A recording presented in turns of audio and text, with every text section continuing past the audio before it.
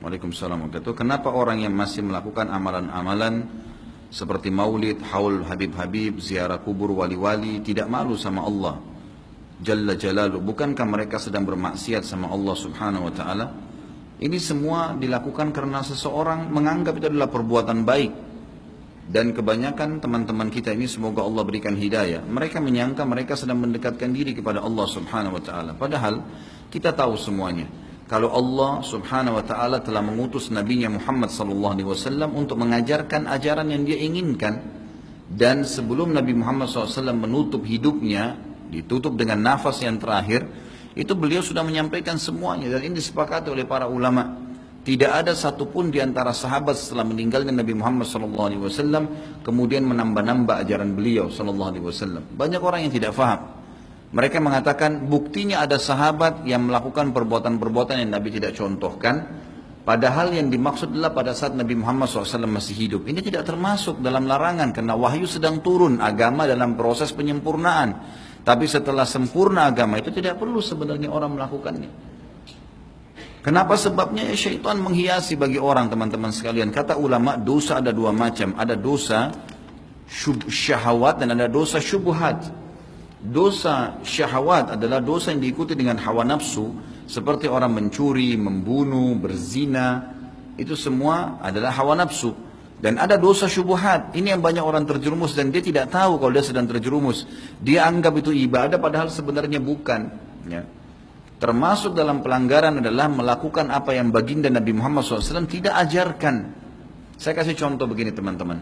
Kalau anda berkata maulid ini memperingati hari lahirnya atau hari matinya seseorang adalah hal yang boleh-boleh saja karena itu baik teman-teman. Seperti anda sedang kerja di satu perusahaan. Kita kerja di satu perusahaan. Perusahaan punya peraturan-peraturan.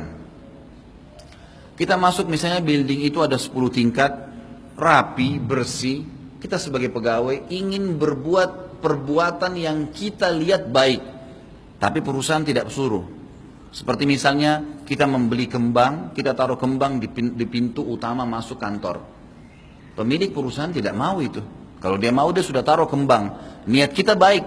Atau kita merombak settingan yang ada di kantor yang sudah ditaruh, meja, komputer, atau lampunya kita ganti warnanya, atau kita ubah settingannya. Saya yakin pemilik perusahaan tidak akan setuju walaupun itu niatnya baik.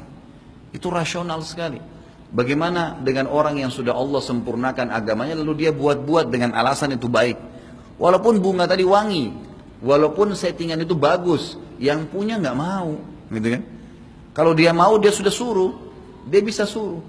Allah Subhanahu wa taala Maha sempurna dan Allah sudah turunkan dalam surah Al-Maidah ayat 3, A'udzu billahi minasyaitonir rajim, al-yauma akmaltu lakum dinakum. Hari ini aku sudah sempurnakan agama kalian.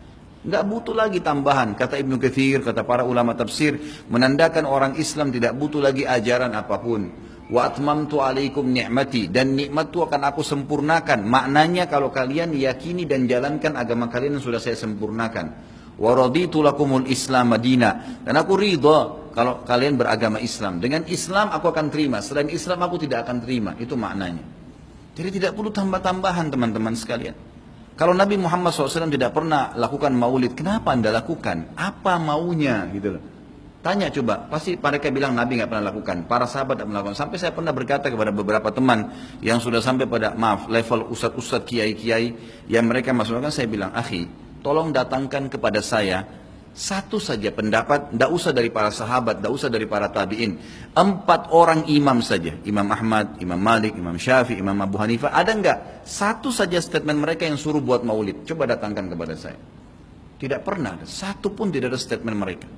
Dan itu muncul justru setelah mereka meninggal. Imam Abu Hanifah meninggal tahun 150 Hijriah, Imam Malik meninggal 179 Hijriah, Imam Syafi'i meninggal 204, Imam Ahmad meninggal 240 Hijriah.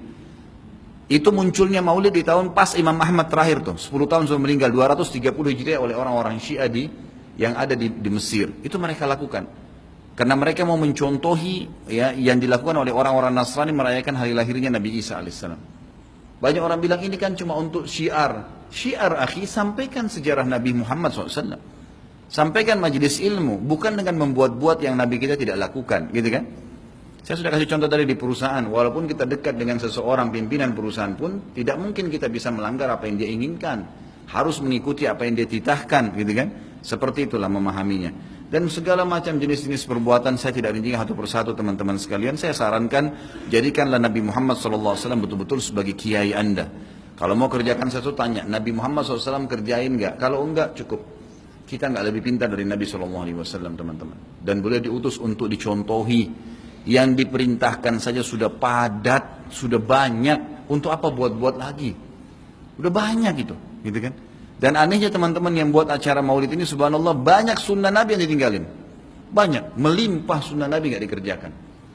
Banyak sekali. Kita temukan kukunya masih panjang, hal yang kecil. Istrinya belum pakai jilbab, dia masih belum datang ke masjid sholat 5 waktu, banyak. Rame-ramein aja pada saat acara itu saja. Itu pun tidak ngerti apa itu acara. Datang baca salawat berdiri tengah-tengah padahal dianggap ruhnya Nabi SAW sedang lewat tuh. Itu keyakinan mereka itu. Coba tanyain gitu kan. Memang sudah begitu. Jadi tidak cukup dengan kata-kata baik. Mohon maaf, saya katakan ini dengan teman-teman yang melakukan perbuatan-perbuatan yang Nabi SAW tidak perintahkan.